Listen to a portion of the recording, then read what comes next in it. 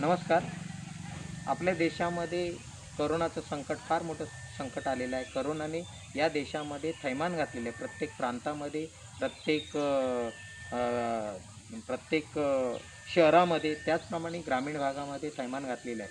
तरी या करोनाला कंट्रोल करण्यासाठी आपल्या देशातील पोलीस यंत्रणा, डॉक्टर्स, वकील, सफाई कामगार, इतर कर्मचारी, तहसीलदार प्रांत, त्याचप्रमाणे कलेक्टर अहोरात्र प्रयत्न करीत आहेत.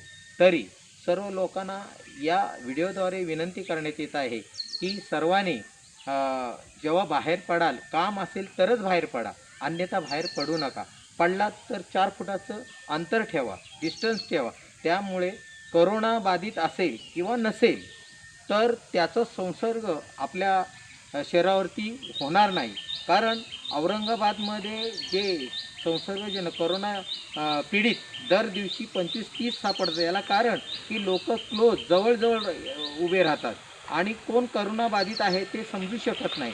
त्याकरिता पोलीस यंत्रणा प्रत्येक ठिकाणी लोकांना अलर्ट करीत आहे, तरी लोक ऐकत नाही. तरी सर्व लोकांना एक विनंती करण्यात आहे या व्हिडिओद्वारे की पोलिसांना किंवा सरकारी कर्मचाऱ्याने आपण सहकार्य करून आपण करोना या देशातून करोनाचं उच्चाटन कसं होईल याकडे आपण लक्ष दिलं पाहिजे. आणि जर करोनाचं उच्चाटन झालं नाही तर या देशातील किंवा या जगातील पिढी नष्ट होईल अशी भीती निर्माण झालेली आहे.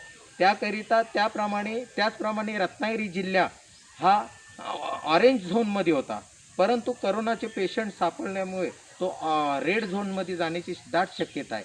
तरी सर्व लोकांना एक हात जोडून विनंती करीत आहे. मी रिपब्लिकन पार्टी ऑफ इंडिया तालुका खेडचा अध्यक्ष म्हणून रजनीकांत जाधव आपणास विनंती करतो या व्हिडिओद्वारे की सर्वांनी सहकार्य करावं.